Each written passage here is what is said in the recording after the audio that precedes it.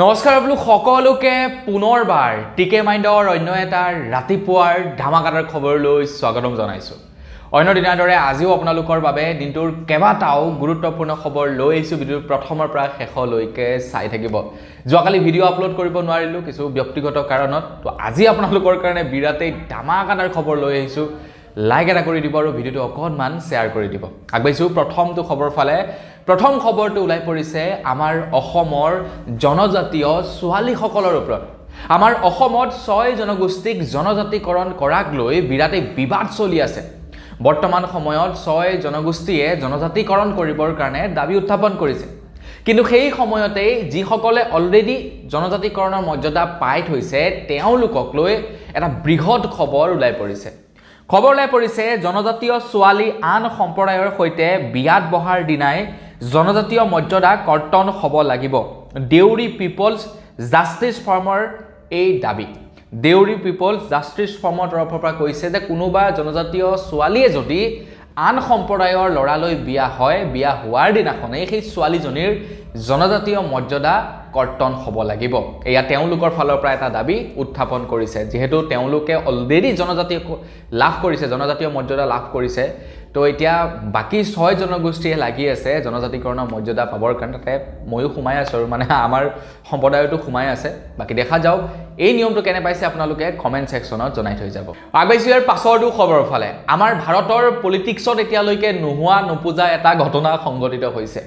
BJP আৰু কংগ্ৰেছৰ মাজত মিত্ৰতা। আপোনালোকৰ হয়তো বিশ্বাস কৰিবলৈ টান হৈছে যে কংগ্ৰেছ আৰু বিজেপিৰ মাজত আকৌ কেনেকৈ মিত্ৰতা হ'বলৈ পালে। কাৰণ কংগ্ৰেছ যদি এফালে যায়, বিজেপিয়ে আনফালে যায়। আমাৰ অসমত সেয়া হৈ থকা নাই জানো? কিন্তু মহাৰাষ্ট্ৰত হোৱা দেখিবলৈ পোৱা গ'ল কংগ্ৰেছ আৰু বিজেপিৰ মাজত মিত্ৰতা।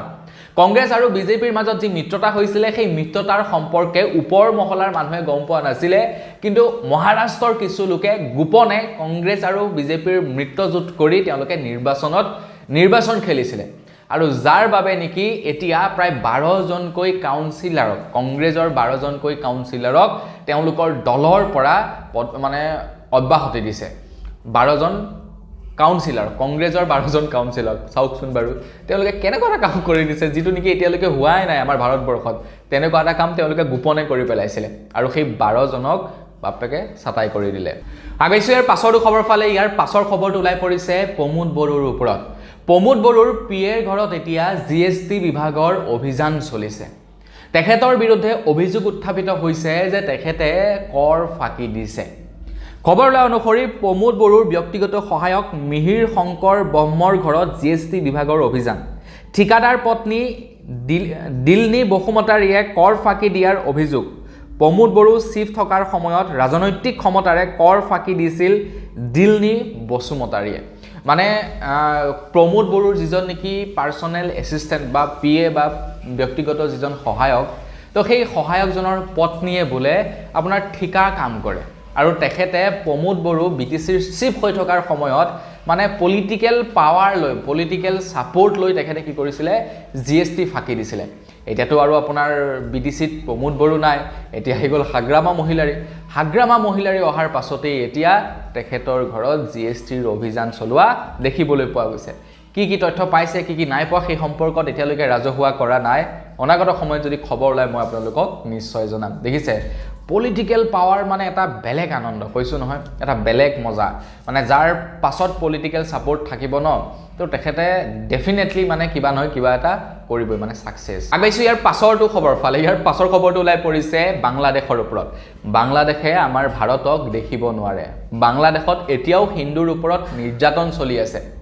বাংলাদেশে আমাৰ ভাৰতৰ সৈতে বিভিন্ন সময়ত যুঁজুকে থাকে। এতিয়া অৱশ্যে বাংলাদেশে আমাৰ ভাৰতৰ লগত নোৱাৰে। ভাৰত এখন বৰ্তমান সময়ত ক'বলৈ গ'লে উন্নয়নশীল ৰাষ্ট্ৰৰ শাৰীত পৰিছেগৈ বুলি ক'লেও বেয়া নহয়। গতিকে তেনে অৱস্থাত আমাৰ ভাৰতৰ সৈতে বাংলাদেশে যুঁজি লাভ নাই। কিন্তু তাৰ পাছতো বাংলাদেশে নিজকে যথেষ্ট ডাঙৰ ৰাষ্ট্ৰ বুলি ভাবে। কিন্তু ডাঙৰ ৰাষ্ট্ৰ বুলি ভাবিও লাভ নাই। এতিয়া বাংলাদেশৰ অৱস্থা ইমানেই বেয়া হৈছে, আমাৰ ভাৰতৰ পৰা ডিজেল ক্ৰয় নকৰিলে বাংলাদেশৰ অৱস্থা বেয়া হ'ব। এতিয়া এতিয়া বহু লোকে হয়তো ভাবিব পাৰে ডিজেল আমাৰ পৰা ক্ৰয় নকৰিলে বেলেগ বেলেগটো ৰাষ্ট্ৰ আছে ক্ৰয় কৰিব পাৰে কিন্তু বাকি ৰাষ্ট্ৰবিলাকেও নিদিয়ে এতিয়া একমাত্ৰ ভৰসা কেৱল ভাৰতে যদি বাংলাদেশক ডিজেল নিদিও বুলি কৈ দিয়ে ন বাংলাদেশৰ অৱস্থা বেয়া হ'ব খবৰ লাই পৰিছে যে ভাৰতেই হৈছে ভৰসা ভাৰতৰ পৰা 18,000 টন ডিজেল ক্ৰয় কৰিব এতিয়া বাংলাদেশে ডিজেলৰ বিনিময়ত বাংলাদেশে দিব লাগিব প্ৰায় 14 বিলিয়ন টকা 14 বিলিয়ন ডলাৰ টকা দিব লাগিব এতিয়া আমাৰ ভাৰতক 14 বিলিয়ন টকা ডলাৰ নহয় 14 বিলিয়ন টকা দিব লাগিব গতিকে ফুটনি মাৰি লাভ নাই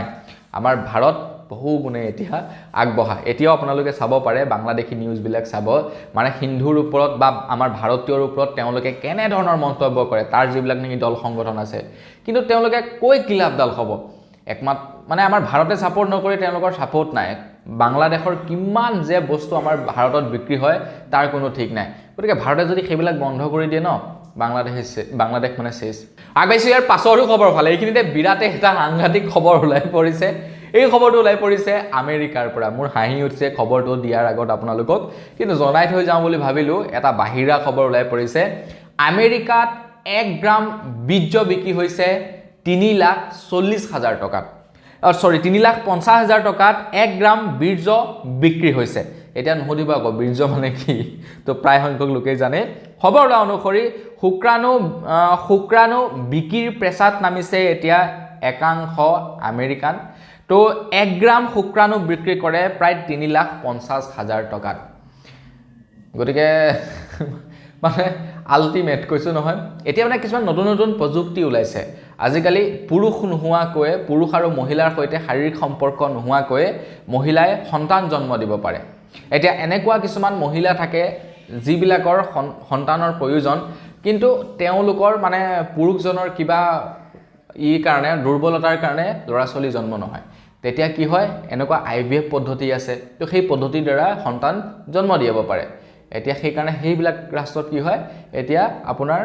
বীৰ্য বুলে বিক্ৰী হয় 1 গ্ৰাম বীৰ্যৰ দাম 3,50,000 টকা আগবাইছো ইয়াৰ পাছৰ খবৰ ফালে ইয়াৰ পাছৰ খবৰটো ওলাই পৰিছে আমেৰিকাৰ ওপৰত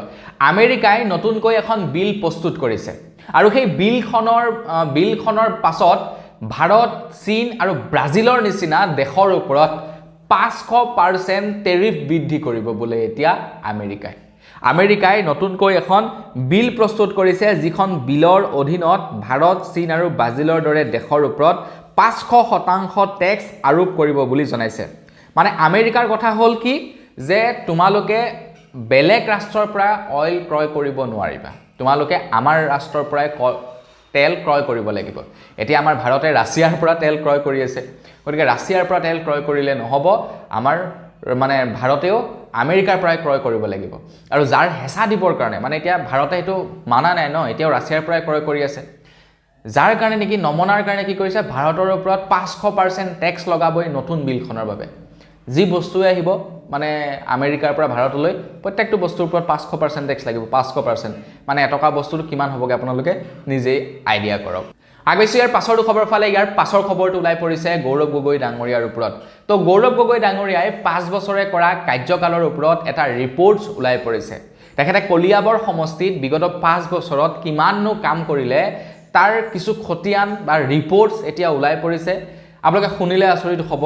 খবৰ ওলাই পৰিছে তেখেতে বিগত 5 বছৰত কেৱল 4.91 কোটি টকাৰহে আবণ্টন দিছে তাৰে ভিতৰত প্ৰায় 3.28 কোটি টকাৰহে ব্যৱহাৰ হৈছে 213টা কাম তেখেতে হাতত লৈছিলে কিন্তু তাৰে ভিতৰত কেৱল 10টাহে বোলে সম্পূৰ্ণ হৈছে এয়া হৈছে গৌৰৱ গগৈ ডাঙৰীয়া দেৱৰ এটা ৰিপৰ্টছ যিটো নেকি চৰকাৰী পৰ্টেলত উপলব্ধ আছে চাওকচোন বাৰু আপোনালোকে 5 বছৰত মাত্ৰ প্ৰায় 5 কোটি মান টকাৰ কাম কৰিছে তাৰে ভিতৰত 219টা প্ৰজেক্ট হাতত লৈছিলে 10টাহে সম্পূৰ্ণ হৈছে বাকিখিনি সম্পূৰ্ণ হোৱাই নাই কি ক'ব এতিয়া সম্পৰ্কত আপোনালোকে কমেন্ট সেকশনত জনাব মোৰ মতে সব বিলাক মানে পলিটিচিয়ানৰ এনেকুৱা ৰিপৰ্টছ কাৰ্ড বিলাক দি দিব লাগে ৰাজহুৱা কৰি দিব লাগে তেতিয়া ৰাইজে বিবেচনা কৰিব যে কাক ভোট দিম কাক নিদিম আগবাইছো ইয়াৰ পাছৰটো খবৰ ফালে আহি আছে 26ৰ বিধানসভা নিৰ্বাচন 26ৰ বিধানসভা নিৰ্বাচনৰ পূৰ্বে অখিল গগৈ ডাঙৰীয়াৰ ওপৰত এটা গুৰুতৰ অভিযোগ আহিছে মানে অখিল গগৈ ডাঙৰীয়াৰ ওপৰত এটা অভিযোগ উত্থাপিত কৰিছে খবৰ ওলোৱা অনুসৰি ৰাইজৰ দলৰ সভাপতি অখিল গগৈৰ বিৰুদ্ধে ধন দাবীৰ গুৰুতৰ অভিযোগ উত্থাপিত হৈছে এগৰাকী মন্ত্ৰীৰ পৰা 20 কোটি টকা বিচাৰিছিল অখিল গগৈয়ে কংগ্ৰেছৰ পৰাও 20 কোটি টকা বিচৰাৰ অভিযোগ ৰাইজৰ দল ত্যাগ কৰা এজন নেতাই এই বিস্ফোৰক অভিযোগ দাঙি ধৰিছে নেতাজনৰ ফোন কলে ভাইৰেল হৈছে সামাজিক মাধ্যম মানে ৰাইজৰ দল ত্যাগ কৰা এজন নেতাই মানে অভিযোগ উত্থাপিত কৰিছে অখিল গগৈ ডাঙৰীয়াৰ ওপৰত যে তেখেতে কংগ্ৰেছৰ পৰা 20 কোটি টকাৰ ধন দাবী কৰিছিলে তো কি ক'ব আপোনালোকে এই সম্পৰ্কত কমেন্ট সেকশনত জনাব মানে পলিটিচিয়ান মানে যিবিলাক নেকি পলিটিক্সৰ লগত জড়িত মানুহ ন তেওঁলোকে কি কৰে যেতিয়ালৈকে চাবচোন আপোনালোকে এটা পাৰ্টি থাকে ন তেতিয়ালৈকে সেই পাৰ্টিটোৰ নিচিনা পাৰ্টি মুঠতে নাই আৰু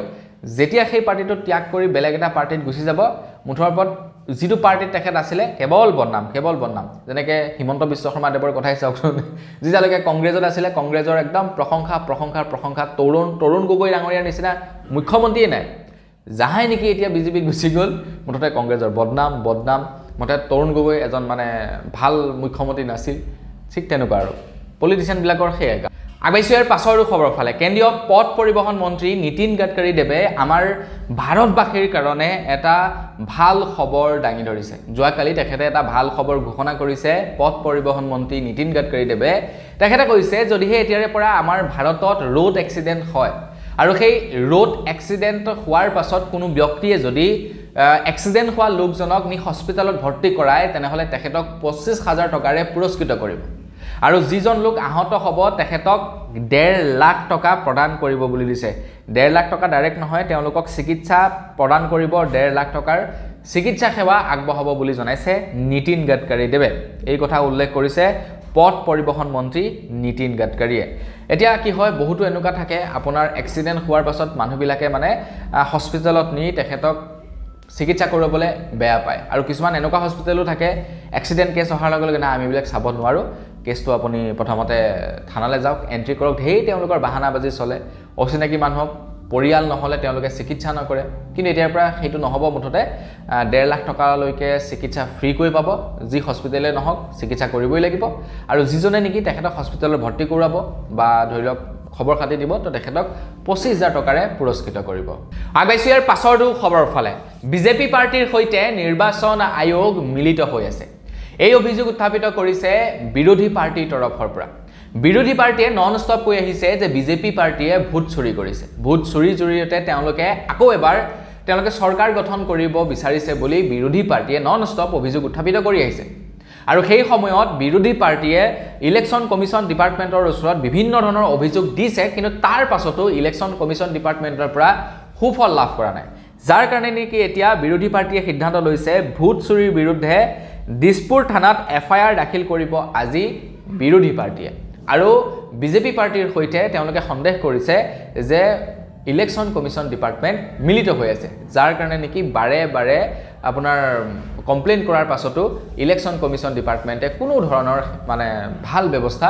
হাতত লোৱা নাই আগবাইছোঁ ইয়াৰ পাছৰটো খবৰৰ ফালে ভাৰতৰ ৰাষ্ট্ৰপতি দ্ৰৌপদী মুৰ্মু ডাঙৰীয়ানীয়ে এটা বিৰাটেই ডাঙৰ খবৰ ঘোষণা কৰিছে আমাৰ ভাৰতবৰ্ষৰ মহিলাসকল এতিয়া সুৰক্ষিত হ'ব ভাৰতৰ মহিলাসকলৰ কাৰণে নতুনকৈ এটা নিয়ম জাৰি কৰিছে ভাৰতৰ ৰাষ্ট্ৰপতি দ্ৰৌপদী মুৰ্মু ডাঙৰীয়ানীয়ে কৈছে যদি এতিয়াৰে পৰা কোনো মহিলাক কোনো যুৱকে শাৰীৰিক নিৰ্যাতন চলায় তেন্তে সেই যুৱকজনৰ ওপৰত কোনো ধৰণৰ মানে কেছ মুকৰ্দমা নহয় হয়তো এনকাউণ্টাৰ নহ'লে তেখেতক মানে ফাঁচি দি দিয়া হ'ব বুলি জনাইছে একদম কাৰা নিৰ্দেশনা দি দিছে মুঠতে এতিয়া ল'ৰাসকল বা পুৰুষসকল সাৱধান হওক মহিলাক নিৰ্যাতন নকৰিব মহিলাৰ লগত অপকৰ্ম নকৰিব নহ'লে কিন্তু আপোনালোকৰ মৃত্যু নিশ্চিত আগবাইছোঁ ইয়াৰ পাছৰটো খবৰ ফালে তো যোৱাকালি এডিআৰিৰ চতুৰ্থ বৰ্গৰ প্ৰায় 4,347 গৰাকী লোকক নিযুক্তি পত্ৰ প্ৰদান কৰে অসমৰ মুখ্যমন্ত্ৰী ডক্টৰ হিমন্ত বিশ্ব শৰ্মাদেৱে মন্ত্ৰী হিমন্ত বিশ্ব শৰ্মাদেৱে যোৱাকালি কৈছে যে যিসকলে নেকি মানে চাকৰি এটাৰ কাৰণে বিয়া পতা নাছিলে তেওঁলোকক এবছৰৰ ভিতৰত বিয়া পাতিবৰ কাৰণে নিৰ্দেশনা দিছে যে আপোনালোকে এবছৰৰ ভিতৰত বিয়া পাতিব লাগিব আৰু বিয়াৰ চিঠি কিন্তু মোক পঠাব লাগিব হেয়াই নহয় যিসকলে নেকি বিয়া পাতি চাকৰি এটা হ'লে সন্তান জন্ম দিম বুলি ৱেট কৰি আছিলে তেওঁলোকক কৈছে তোমালোকে শীঘ্ৰেই সন্তানৰ কাৰণে প্লেনিং কৰিব লাগিব মুঠৰ মন্ত্ৰী হিমন্ত বিশ্ব শৰ্মাদেৱৰ এনেকুৱা ধৰণৰ যিবিলাক নেকি ধেমেলীয়া কথা এই বস্তুবিলাকে মই ভাবোঁ মানুহক বেছিকৈ কানেক্ট কৰে এজন মুখ্যমন্ত্ৰীয়ে এনেধৰণৰ কথা কেতিয়াও নকয় কিন্তু এজ এ মানে মানুহবিলাকে সেই বস্তুবিলাকক কানেক্ট কৰিব পাৰে যাৰ কাৰণে নেকি হয়তো চাগে মুখ্যমন্ত্ৰী ডাঙৰীয়া মানে ইমান জনপ্ৰিয় সকলো চামৰ মানুহৰ বাবে হয়তো ইমানেই জনপ্ৰিয় হোৱাৰ কাৰণ এইটোৱে তেখেতে এনেকুৱা কিছুমান কাম কৰে এনেকুৱা কিছুমান কথা বতৰা কৈ দিয়ে যিবিলাক নেকি সৰ্বসাধাৰণ মানুহবিলাকে কানেক্ট কৰিব পাৰে মানে হাঁহি ফূৰ্তি পায় আৰু গতিকে সেইকাৰণে হয়তো তেখেতক চাগে পচন্দ কৰে আৰু পচন্দ কৰাৰ কাৰণে হয়তো তেখেত মোৰ মতে ২৬তো মুখ্যমন্ত্ৰী হ'ব যেন লাগিছে আগাইছে ইয়াৰ পাছৰটো খবৰ ফালে খবৰ লাই পৰিছে ৰবীন ককাইদেউৰ ওপৰত তো মানস ৰবীন ককাইদেৱে এটা নতুনকৈ এপ্লিকেশ্যন মুকলি কৰিছে যিটোৰ নাম হৈছে ৰবীন আৰ্মি তো তেখেতে সেই এপ্লিকেশ্যনটোৰ পৰা কিবা পইচা উপাৰ্জন কৰিম বা বেলেগ কিবা কমিশ্যন গোটাম সেই বুলি তেখেতে সেই এপ্লিকেশ্যনটো মুকলি কৰা নাই তেখেতে এটা ডাঙৰ প্ৰতিষ্ঠান গঢ় দিব বিচাৰিছে যিটো প্ৰতিষ্ঠানৰ জৰিয়তে আমাৰ অসমৰ যিসকল খিলঞ্জীয়া যুৱক যুৱতী আছে তেওঁলোকক কৰ্মসংস্থাপন দিব এতিয়া আমাৰ অসমৰ যিসকল নেকি খিলঞ্জীয়া যুৱক যুৱতী আছে তো তেওঁলোকে এতিয়া সেই ৰবীন আৰ্মিৰ জৰিয়তে বিভিন্ন ধৰণৰ কাম কাজ কৰিব পাৰিব যেনেকৈ নেকি আপোনালোকে জমেটো যেনেকৈ নেকি আপোনালোকে ফ্লিপকাৰ্ট সুইগি এইবিলাকত কিবা বস্তু অৰ্ডাৰ কৰে ঠিক তেনেকৈ এতিয়া ৰবীন আৰ্মি এপ্লিকেশ্যনটোত আপোনালোকৰ ঘৰৰ কাৰণে কাম কৰা মানুহ আপোনালোকে যোগাৰ কৰিব পাৰিব আপোনাৰ ঘৰত ৰং কৰিবলৈ আছে বস আপোনালোকে ৰবীন আৰ্মি এপ্লিকেশ্যনটোত গৈ বুক কৰিব পাৰিব বা ধৰি লওক আপোনালোকৰ ঘৰৰ কিবা এনি যি নহওক কাম আৰু কৰিব লগা আছে তো সেই কামৰ কাৰণে আপোনালোকে মানুহ তাতে বুক কৰিব পাৰিব কিন্তু মানুহে এটা কথা বেয়া পাইছে তো তেখেতে খিলঞ্জীয়া মানুহসকলক আগবঢ়াবৰ কাৰণে সেই এপ্লিকেশ্যনটো মুকলি কৰিছে কিন্তু সেই এপ্লিকেশ্যনটো আপোনালোকে ওপেন কৰাৰ পাছত দেখা পাব তাতে আপোনালোকে ইংলিছ আপোনালোকে আৰবিক হিন্দী আৰু বাংলা এই চাৰিটা ল্যাঙ্গুৱেজত এই এপ্লিকেশ্যনটো ব্যৱহাৰ কৰাৰ সুবিধা লাভ কৰে কিন্তু আসামিজ ল্যাঙ্গুৱেজটো ব্যৱহাৰ কৰিব পৰা সুবিধাটো এই এপ্লিকেশ্যনটোত নাই সেই বস্তুটো মানুহে বেয়া পাইছে এতিয়া কি হয় এই এপ্লিকেশ্যনবিলাক আমাৰ হয়তো মোৰ বুধেৰে তেখেতে চাগে আমাৰ অসমৰ লৰাবিলাকৰ জৰিয়তে চাগে নাই বনোৱা বাহিৰৰ কোনোবা লৰাৰ জৰিয়তে হয়তো বনাব পাৰে এটা কি হয় আসামিজ ল্যাঙ্গুৱেজটো এটা ৰিজনাল ল্যাঙ্গুৱেজ হৈ যায় ঠিক আছে তো যাৰ কাৰণে নেকি তো সেই ল্যাঙ্গুৱেজটোৰ ওপৰত অসমৰ কিবা এটা এপ্লিকেশ্যন বনাটো অকনমান কঠিন হৈ পৰে ঠিক আছে তো তাৰ কাৰণে হয়তো তেখেতে এই কামটো কৰিব পাৰে কিন্তু আশা কৰোঁ তেখেতে যাতে আমাৰ অসমীয়া ভাষাটো ইনক্লুড কৰে সেই এপ্লিকেশ্যনটোত তেতিয়া বেছি ভাল লাগিব আগাইছে ইয়াৰ পাছৰটো খবৰ ফালে আমাৰ অসমৰ যিসকল ল'ৰা ছোৱালীয়ে বিয়া পতা নাই তেওঁলোকৰ বাবে একদম কাৰা নিৰ্দেশনা দিছে মুখ্যমন্ত্ৰী হিমন্ত বিশ্ব শৰ্মাদেৱে এতিয়া যিসকলে বিয়া পতা নাই তেওঁলোকে শীঘ্ৰেই বিয়া পাতিব লাগিব মন্ত্ৰী হিমন্ত বিশ্ব শৰ্মাদেৱে কৈছে যে আমাৰ অসমীয়া ল'ৰা ছোৱালীয়ে বিয়া পাতোতে 30 বছৰ লগাই দিয়ে দেৰিকৈ বিয়া পাতোতে আমাৰ অসমীয়া মানুহৰ সংখ্যা নোহোৱা হৈ যাব আমি পৃথিৱীৰ পৰা এদিন নোহোৱা হৈ যাম গতিকে শীঘ্ৰেই বিয়া পাতিব লাগিব যিসকলৰ 30 বছৰ সম্পূৰ্ণ হোৱা নাই একচুয়ালি হয় কথাটো দিয়কচোন আমাৰ মানুহবিলাকে কি কৰে চাকৰি এটা হওক অকনমান নিজে এষ্টাবলিছ হৈ লওঁ তাৰ পাছত বিয়াখন পাতিম এইটোতো কৈ থাকক 30-35 বছৰ পাৰ হৈ যায় তাৰ পাছত আৰু কি হয় কিছুমানে বিয়াই নাপাতে কিছুমানে বিয়া পাতে যদিও তেওঁলোকৰ প্ৰবলেম হয় তো মুখ্যমন্ত্ৰী ডাঙৰীয়া কৈছে যে আমাৰ অসমীয়া মানুহবিলাকে কি কয় বিয়া পাতিম ভাবি থাকোঁতে 30 বছৰ হৈ যায় তো সেইকাৰণে কি হৈছে আমাৰ অসমীয়া মানুহবিলাকৰ জনসংখ্যা কমি গৈছে গতিকে আমাৰ অসমীয়াখিনিক যদি আমি নিজে বচাব বিচাৰোঁ তেনেহ'লে সোনকালে বিয়া পাতিব লাগিব আৰু বেছিতকৈ বেছি সন্তান জন্ম দিব লাগিব আগবাইছে একেবাৰে শেষৰটো খবৰ ফালে একেবাৰে শেষৰ খবৰটো ওলাই পৰিছে 6 জনগোষ্ঠীৰ জনজাতিকৰণৰ ওপৰত ৰণোজ পেগু ডাঙৰীয়াদেৱে 6 জনগোষ্ঠীৰ জনজাতিকৰণক লৈ গ্ৰীণ সিগনেল আগবঢ়াইছে তেখেতে কৈছে নিৰ্বাচনৰ পূৰ্বেই দাখিল কৰা হ'ব 6 জনগোষ্ঠীৰ জনজাতিকৰণৰ প্ৰতিবেদন গতিকে 26ৰ নিৰ্বাচনৰ পাছত আপোনালোকে 6 জনগোষ্ঠীৰ জনজাতিকৰণ পাই যাব মুঠতে বিজেপিৰ শাসনভাৰ 10 বছৰ হৈ গ'ল কিন্তু 10 বছৰে তেওঁলোকে 6 জনগোষ্ঠীৰ জনজাতিকৰণ দিওঁতে লেট কৰি দিলে এতিয়া আকৌ 5 বছৰ আমি তেখেতলোকক মানে নিৰ্বাচন কৰিব লাগিব 6 জনগোষ্ঠীৰ জনজাতিকৰণৰ কাৰণে নে কি বাৰু চাওকচোন দি দিলে কি হৈ যায় খবৰ আপুনি অকল বস আজি ভিডিও জনাবলৈ খবৰ ইমান কেইটা আছিল খবৰ কেইটা জানি কেনে পালে কমেন্ট সেকশনত জনাব যদি ভাল লাগিলে লাইক এটা কৰি দিব চেনেল সাবস্ক্ৰাইব কৰা নাই সাবস্ক্ৰাইব কৰি দিব পুনৰ এটা লগ পোৱাৰ ভিডিও আমি কিছু ধন্যবাদ জয় অসম